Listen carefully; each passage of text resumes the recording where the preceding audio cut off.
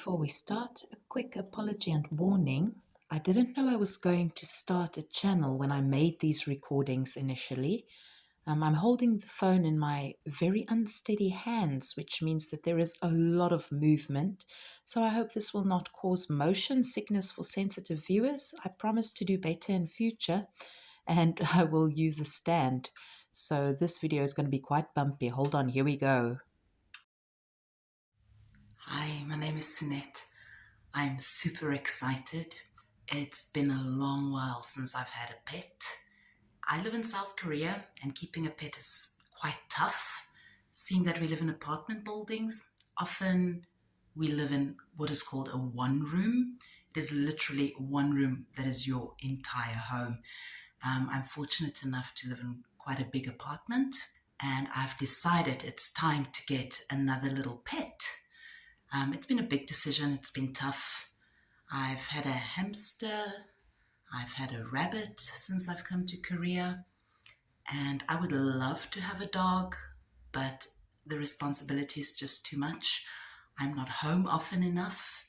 And, well, it's really expensive going to the vet in Korea. So I do not want to spend, or I cannot afford to pay my whole monthly salary on veterinarian visits and shots and those kinds of things. So I've made the decision this past week, the last week of March 2023, to get a little budgie again.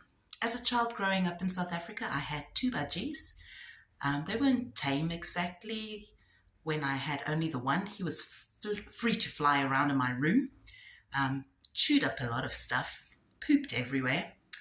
But, you know, it was nice having pets. We had a huge amount of pets, so I was very fortunate that way.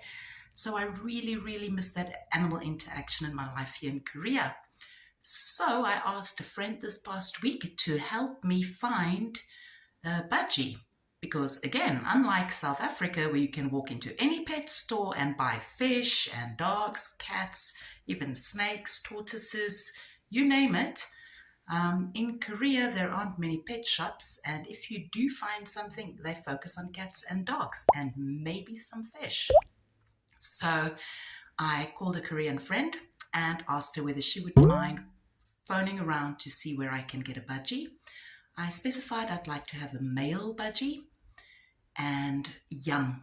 I'd like to train him. I'd like to teach him how to speak. I have no idea how it's going to go. But I'm super excited because in 2 hours' time, I'm going to pick him up. I ordered his cage online and it arrived in this huge box in front of my door at my apartment today. So I had to set it up and it is ready now. It is in the bird room. This room is by far my favorite in my home. It is bright. It has sunlight coming in. Well, not direct sunlight, but it is light coming in. And I have cleaned everything out, kept the basics. I've got the cage set up.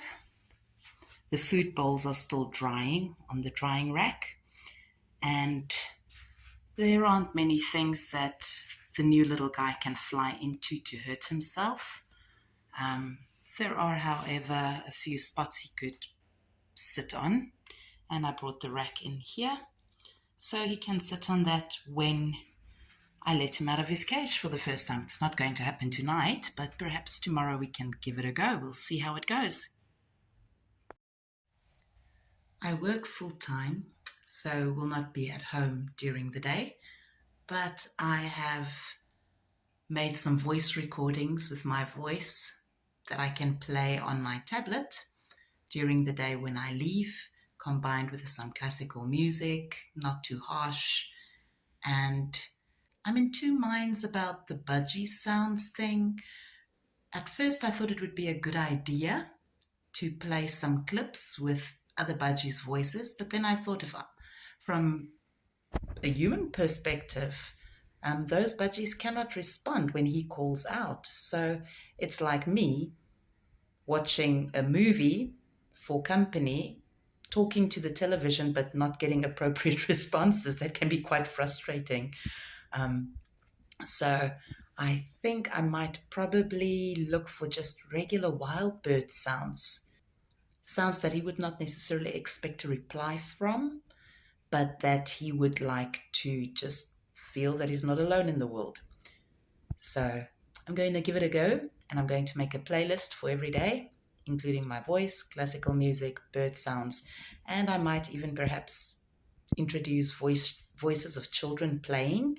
I don't want him to live in an environment that is too quiet and peaceful, because eventually my aim is to get a bird backpack, and I want to be able to take him with me.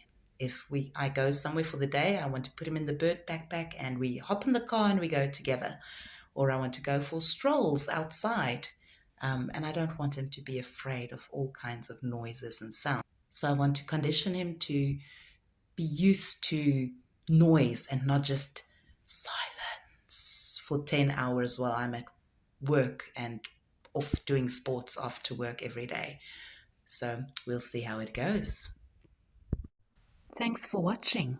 Please subscribe, like, and share if you're interested in following our journey.